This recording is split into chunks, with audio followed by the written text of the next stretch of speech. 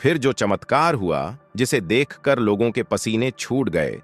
दोस्तों, क्या कलयुग में चमत्कार होते हैं? क्या आज के विज्ञान के युग में पौराणिक कथाएं सच हो सकती हैं? वृंदावन भगवान श्री कृष्ण की नगरी, जहां कण कण में आज भी राधा कृष्ण का वास माना जाता है। लेकिन पिछले हफ्ते इसी पावन वृंदावन की यमुना नदी में कुछ ऐसा हुआ जिसने न केवल श्रद्धालुओं को बल्कि प्रशासन और विज्ञान को भी घुटने टेकने पर मजबूर कर दिया। एक विशाल काली परछाई, उफनती लहरें और फिर एक ऐसा चमत्कार जिसे जिसने भी देखा उसकी रूह कांप गई। आज की इस वीडियो में हम आपको बताएंगे उस दिन की पूरी घटना जब लोगों ने दावा किया कि यमुना में कालिया नाग वापस आ गया है। यह कोई कहानी नहीं बल्कि आंखों देखा हाल है।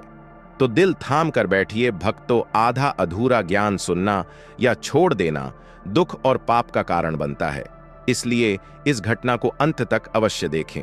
अगर आप भी श्री कृष्ण भगवान के सच्चे भक्त हैं तो इस वीडियो को लाइक करके चैनल को सब्सक्राइब जरूर करें और कमेंट में राधे राधे जरूर लिखें। तो चलिए बिना किसी विलंब के शुरू करते हैं।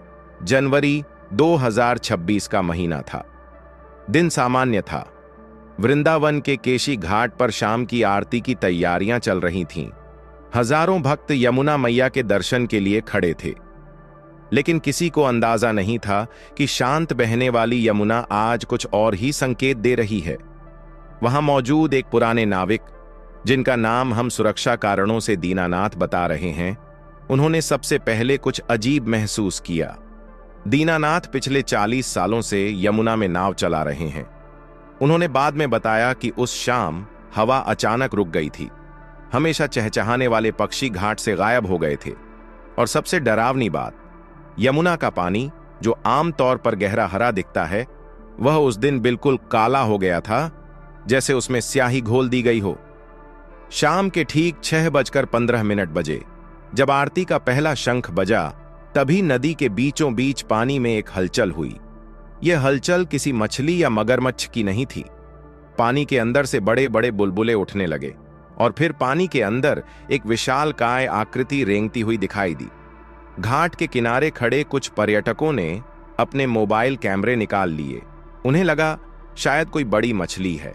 लेकिन तभी पानी के ऊपर एक काला, मोटा और खुरदुरा हिस्सा दिखा।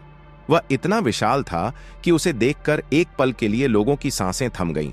वह एक सांप की पूंछ जैसा लग रहा था, लेकिन उसका आकार किसी ट्रक के टायर से भी चौड़ा था। देखते ही देखते खबर आग की तरह फैल गई। यमुना में कालिया नाग निकला है। अफरा तफरी मच गई। जो लोग आचमन करने के लिए पानी में उतरे थे, वो जान बचाकर सीढ़ियों की तरफ भागे। घाट पर चीख पुकार मच गई। तभी एक जोरदार धमाका हुआ।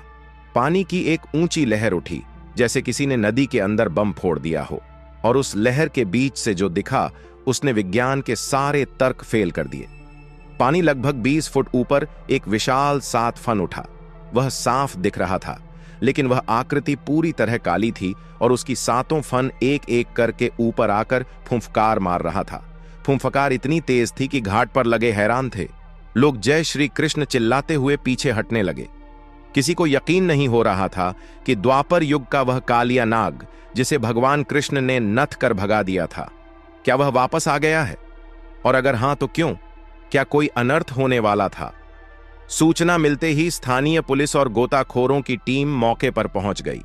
प्रशासन ने तुरंत केशी घाट और विश्राम घाट को खाली करा दिया। लाइटें बंद कर दी गईं और बड़ी बड़ी सर्च लाइट्स नदी की तरफ मोड़ दी गईं। इंस्पेक्टर विक्रम सिंह, जो उस वक्त ड्यूटी पर थे, उन्होंने ऑफ द रिकॉर्ड बताया कि उन्होंने अपनी जिंदगी में ऐसा डर कभी महसूस नहीं किया।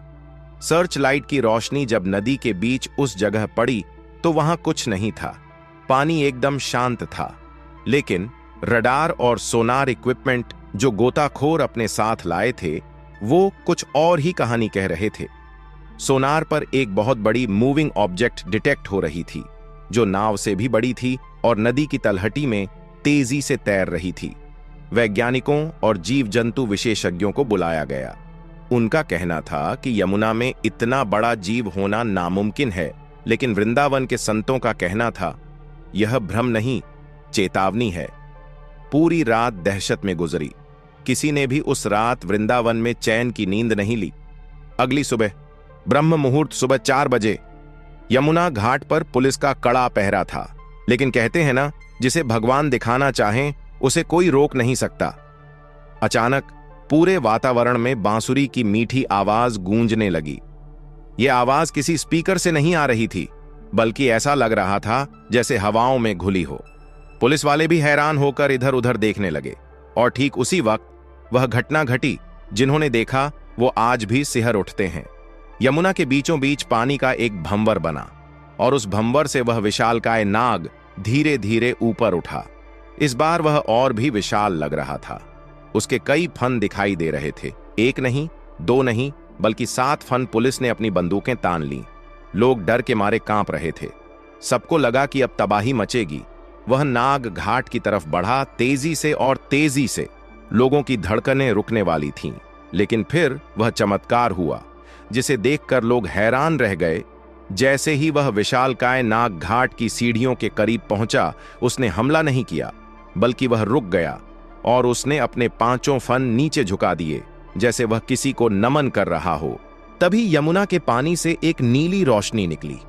यह रोशनी इतनी तेज थी कि लोगों को अपनी आंखें बंद करनी पड़ी। जब उन्होंने आंखें खोलीं तो देखा कि उस नाग के फन के ऊपर रोशनी के रूप में एक छोटी सी आकृति बन रही थी। वह आकृति स्पष्ट नहीं थी, लेकिन उसकी रूपरेखा बिल्कुल त्रिभुवन सुंदर भगवान श्री कृष्ण जैसी लग रही थी, जो नृत्य मुद्रा में थे। उस नाग ने 3 बार अपना सिर पानी में पटका, जैसे वह माफी मांग रहा हो या प्रणाम कर रहा हो, और फिर एक जोरदार छपाक के साथ वह पानी के अंदर चला गया। उस वक्त वहां मौजूद नास्तिक से नास्तिक व्यक्ति भी हाथ जोड़कर रोने लगा। हवा में चंदन की खुशबू फैल गई थी।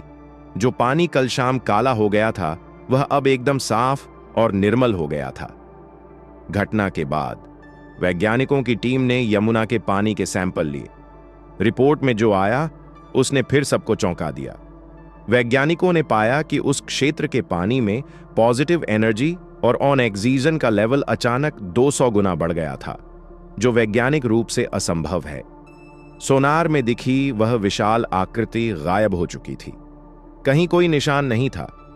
कुछ लोग कहते हैं कि वह कालिया नाग ही था, जो कलयुग में पाप बढ़ने की वजह से चेतावनी देने आया था, लेकिन कान्हा की नगरी होने के कारण उसे शांत होना पड़ा।